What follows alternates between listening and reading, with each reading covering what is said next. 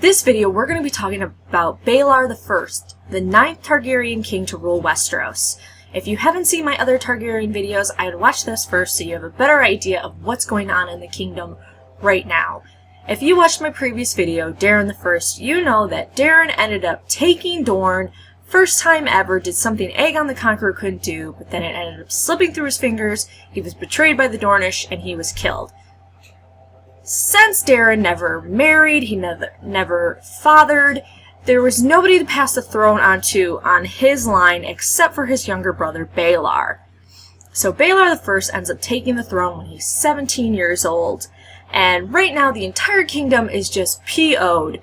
Their king was killed, they were betrayed by the Dornish, they're upset, they don't want to be a part of the kingdom, and so there is an outrage, and they end up taking the Dornish hostages, which were originally taken by Darren I to ensure peace in Dorne and kind of keep the nobles in line. They throw all those hostages in the dungeon, and they're awaiting to be hung. They need to pay, and everyone agrees on that. Well, almost everyone. And even the Hand's eldest son, Prince Aegon, ends up taking the Dornish girl hostage that was his paramour and gives it to the father and is like, go execute her, I understand. And all this would have happened except for Baelor, who you'll learn through this video is very religious and all about forgiveness and moving on and mending wounds. And he decides that nobody is going to be killed. He is going to release the lords, and he is going to barefoot in sackcloth with the hostages who are on horse and have water and food, everything. He is going to do a walk of forgiveness from King's Landing to Dorne, and begging for forgiveness. He's not going to have army, he's not going to have sword, he's going to try to mend the wounds that his brother had caused. And everyone else is crying for vengeance. They want to kill the Dornish hostages, and Baelor won't hear anything about it. And there are tons of songs created in the Game of Thrones universe about the great journey that Baelor did. I mean, this guy had barely anything on, he was already thin, he was barefoot, he ends up making this huge journey, and it's pretty incredible. And the fact that he survives it further kind of shows him that God is behind him and this is the right thing to do. So on his journey, he's stopping at septs, he's stopping at mother houses, he's praying, he's asking for forgiveness, he's asking people to, kind of mend these wounds, and finally he comes to the place where his cousin, Prince Aemon, had been captured. And he's a dragon knight, he's naked in a cage, and Baelor sees him and begs for him to be released, begs for forgiveness, says, we're trying to mend these wounds, please let my cousin go. And the Lord there is like, nope, he's staying here, too bad for you, you should not have messed with Dorne. And so Baelor, who has these bare bleeding feet, is super slender, he looks so haggard, he ends up offering prayers, and he goes to Aemon, and he promises him that he will return to him. And then he ends up continuing forward, and he goes through Bone Way. And keep in mind, in Bone Way, passing through it in the first place is a really hard journey.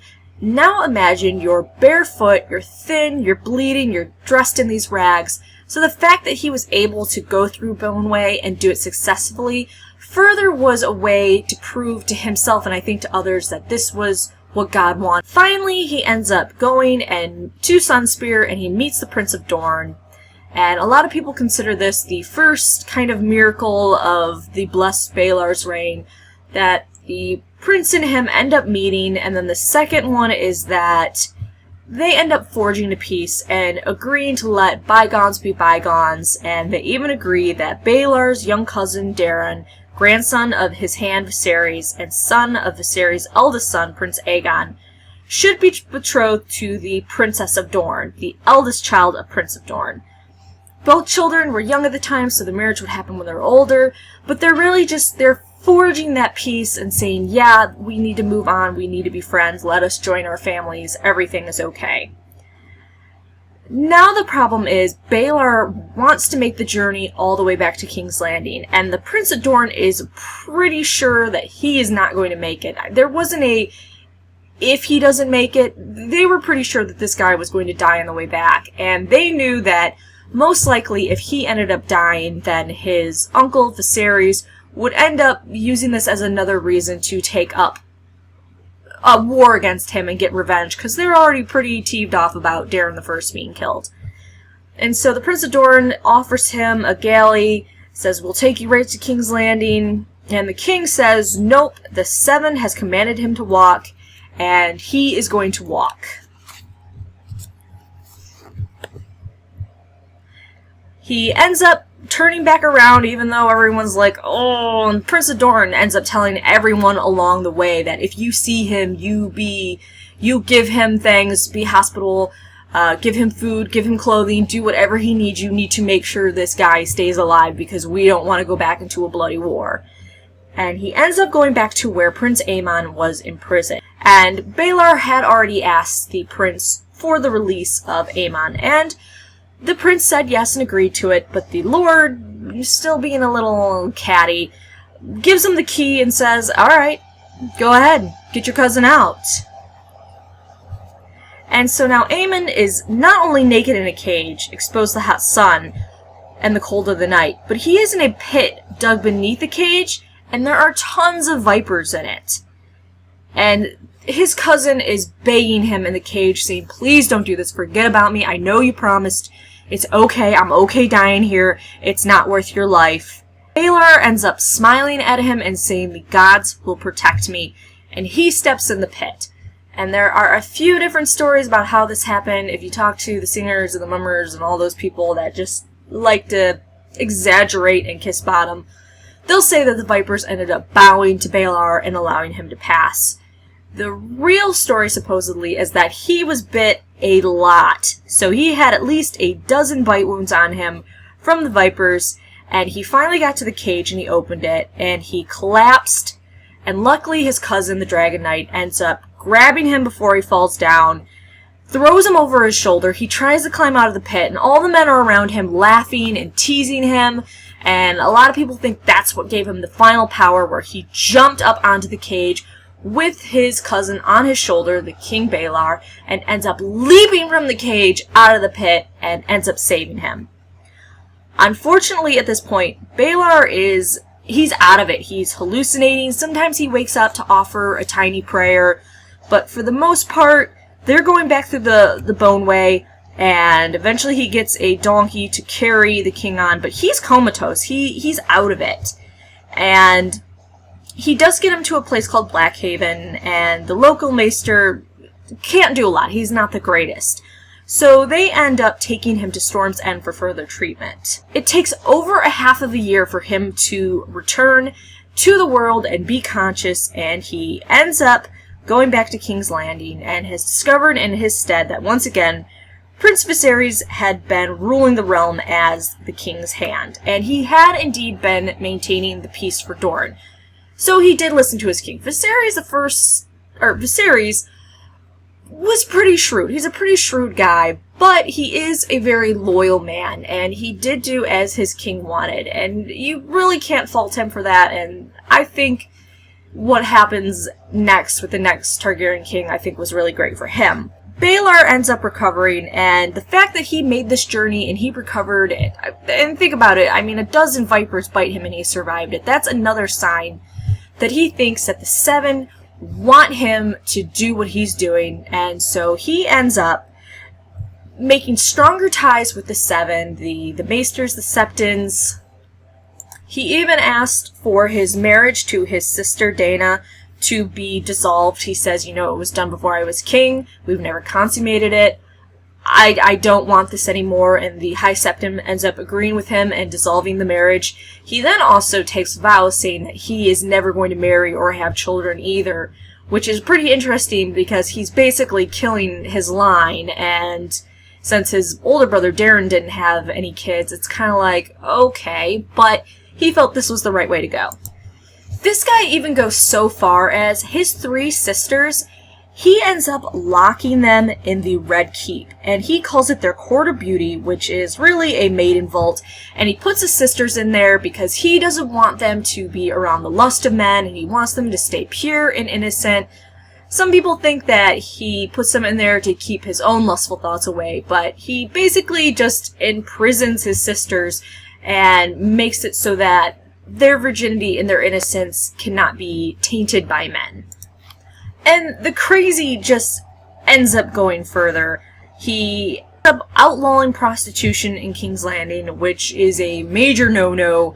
Other people have thought to do it. Our man Stannis wanted to outlaw prostitution, and Robert ended up laughing hysterically at him. But he outlaws prostitution, and 1,000 whores and children are rounded up and put out of the city.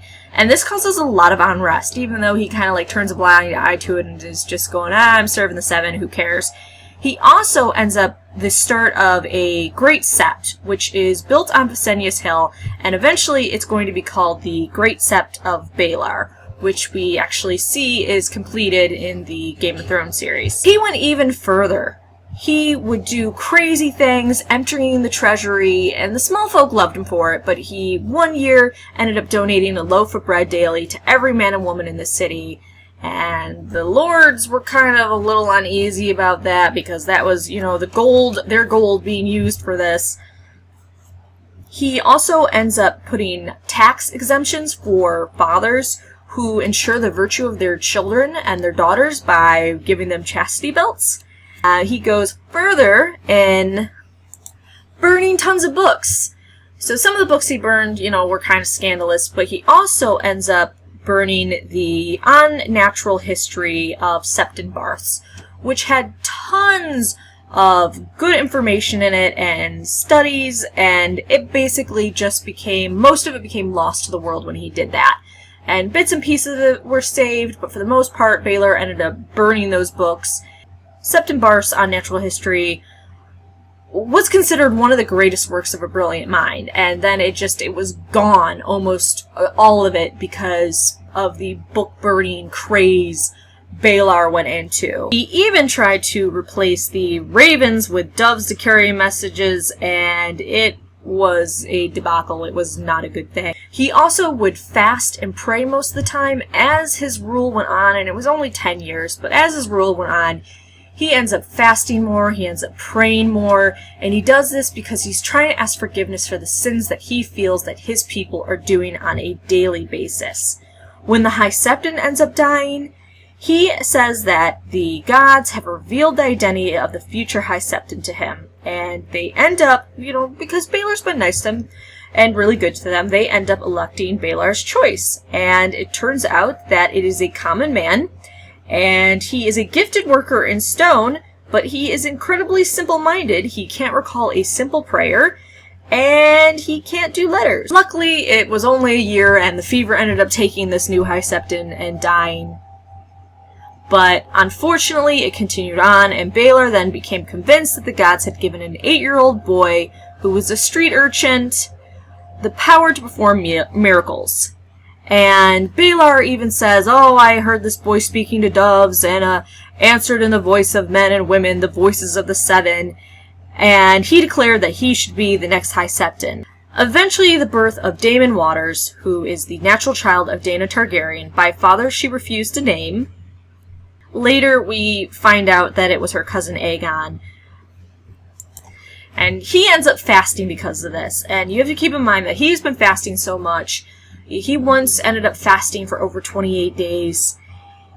He ends up fasting again. He takes a little bit of water, only enough bread to still the cries of his stomach, and for 40 days he keeps this regimen, praying for forgiveness because his sister ends up, you know, having sex and having an illegitimate child. But on the 41st day, he is found collapsed before the altar of the mother. Grand Maester Munkin does everything he can to heal him, and so does the hot boy High Septon, but his miracles were at an end, and the king ends up dying in the 10th year of his reign in 171 AC. And whether this is the true way he died is kind of up for debate. Some people think that his uncle, Viserys, ended up poisoning him.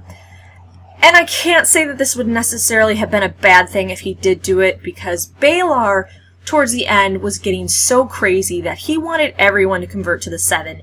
And you know that the North and the Iron Islands follow their own religion, and that would have led to a war.